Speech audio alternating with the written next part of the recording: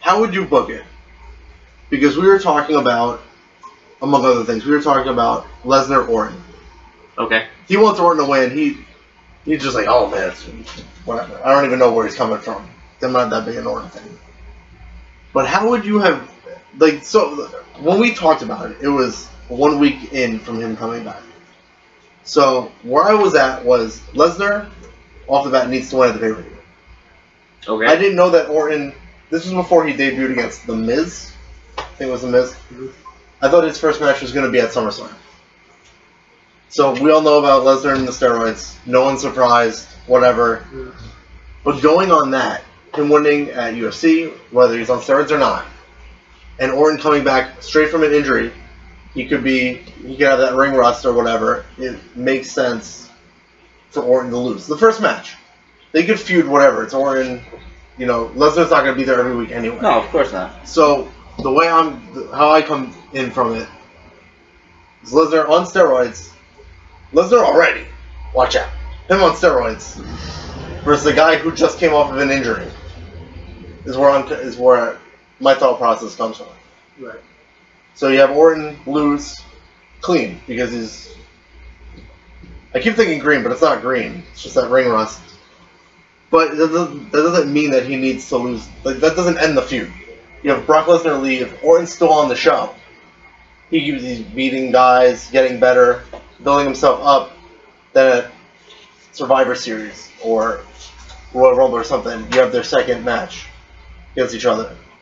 He can win. At that point, he can win. Like, you just say you suspend Lesnar. This was before everyone found out that he wasn't going to get suspended. Yeah. Nothing was going to happen because he's a part-timer. And they have different rules than the rest. Which could, you could have this end or whatever at WrestleMania with a guy that's not going to be on every show anyway.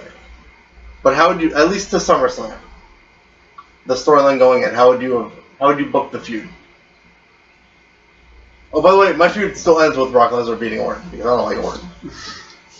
But he can get a win in there. He can get a win. To be honest, I think the storyline was like thrown together too quickly. There was really no build up to it. But okay, so you're set with Orton versus Lesnar. How do you book it? The way they did it. No, you. How do you book it? I'm saying the way they did it. I didn't like the way they did it. Right. Because they pretty much said, "Oh, Brock Lesnar is facing drum roll this guy," which I didn't like. Right, I'm like, wait a minute. And then they should be like, what I would have done is like Brock Lesnar's in the ring, and pretty much lights go out. So Orton comes in. Re-debut. Yes. Okay. That's what I would have done. Not just drum roll it and take someone out of the hat, but not out of the hat, but that's how they seem to do it really quick. Mm-hmm. Just like I would have done like a sneak attack. Okay. Or like what happened on Raw. Yeah. Okay. Or basically, because everyone knew Orton was coming back. Right. But don't make it, oh, he's facing him at SummerSlam. I would have done it as Brock Lesnar in the ring with Paul Heyman and, who's the beast going to face next? And that's when the lights would go out. Everyone would think would be The Undertaker with the lights going out, but not the Undertaker. No, not the Undertaker. Yeah, but Randy Orton, he'd RKO him, and that's how I would have started. Okay, that's how you start it. But the rest. The rest, I think, to me, I would go back and forth between them going to brands as what they did already. Mm-hmm. With Randy, was it Brock going to SmackDown? Because Randy Orton's on SmackDown now, correct? Yeah. So same thing, I would continue to go back and forth and have pretty much at the end of the contract signing. But you know that he's not going to be on every show. No, that too. That's the stipulation. But no, it'd be, Brock Lesnar is part-timer in this scenario. It would be, I would go back and forth between the promos and stuff, but also like maybe Brock hunting Randy Orton down. Like when Orton went to Triple H's house, or Triple H went to Orton's house. Okay. Something like that. That's what I would have done. But you have to. But alright. So how long does this feud start? Because I don't know how long you could sustain stuff. I would have done it right after Battleground. Well, alright. So the start is Battleground. Where's the end point? Oh, the finish is SummerSlam. That would be my end point for me. It's a short feud. It's a short feud. Okay. Yeah. There's no reason to prolong it. The only way they could have, that too, but at the same time, you also have Survivor Series, but if they did prolong it, then I would end it at Survivor Series, because either of them's going to have one match on one another. So it'd be either Brock Lesnar beat Orton or Orton beats Brock, and Brock either wanted revenge or Orton wanted revenge. Okay. So who would you have win at the end of the feud? Brock, unfortunately. I think it's very fortunate because I don't like him. But like, I wasn't always a big fan of Brock Lesnar. I just want to say that I'm not like, oh, this Lesnar guy. Just I don't like Orton that much more. And Brock has come back and he's had a really good title run. Of course. So he won me over in that aspect. But how about you, man? Personally, I know you like the spot, but I hate the lights going out spot.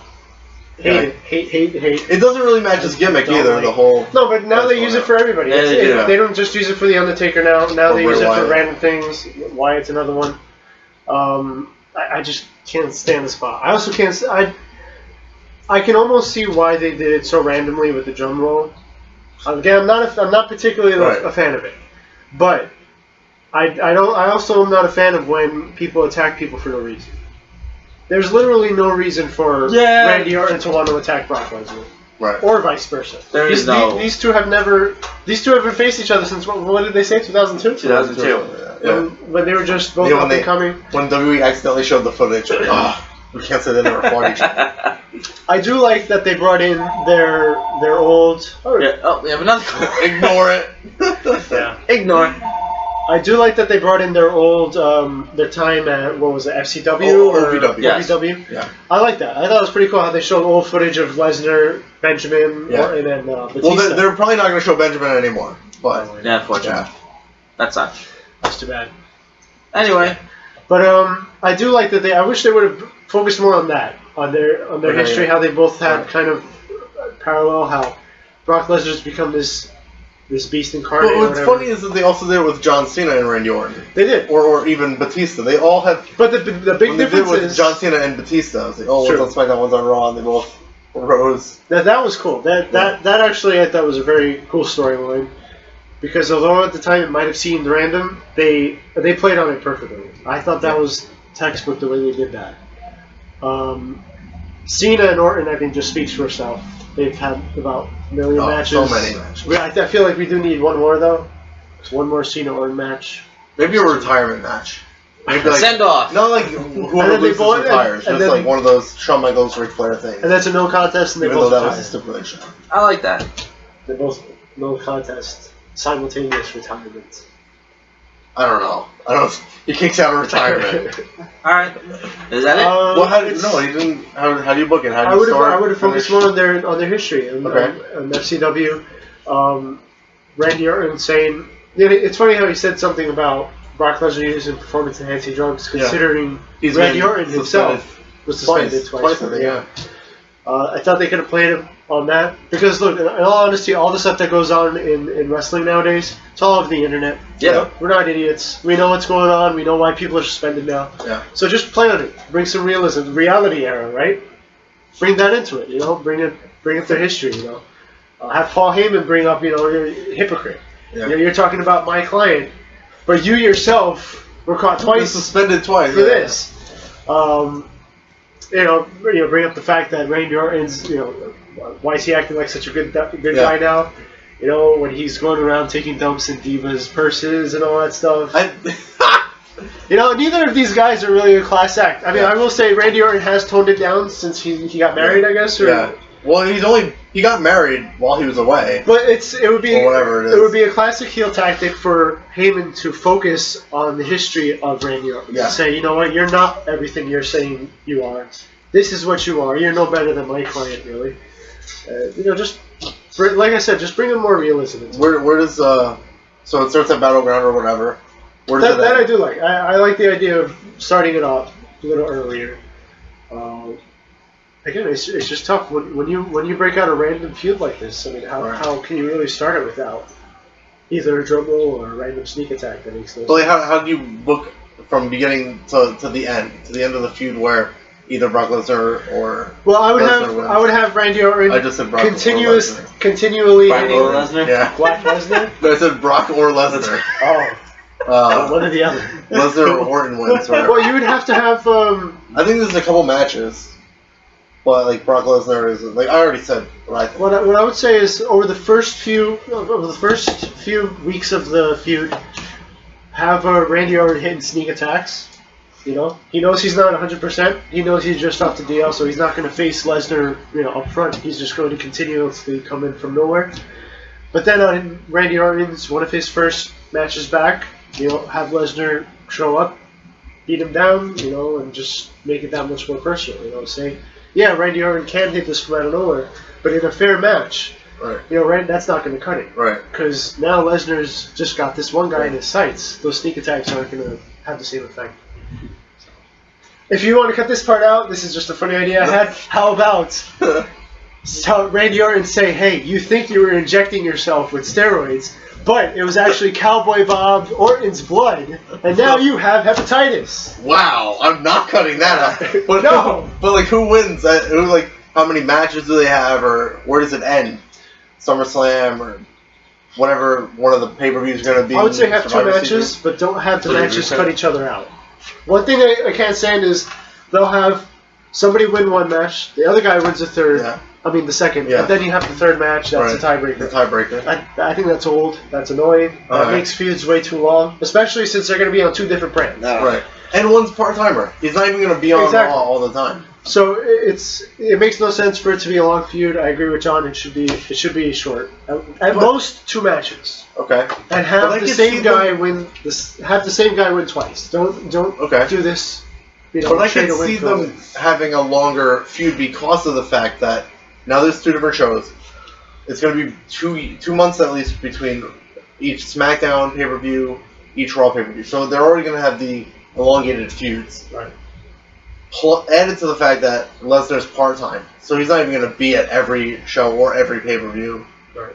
So the way I'm thinking it, whoever wins the first one or second one, you could wait the months ahead of time. Have Orton, I don't know, win a title. It doesn't even matter. Just beat guys. Have another feud. Meanwhile, just at some point pick it up when Lesnar's coming back. Right. Like Lesnar saying that he.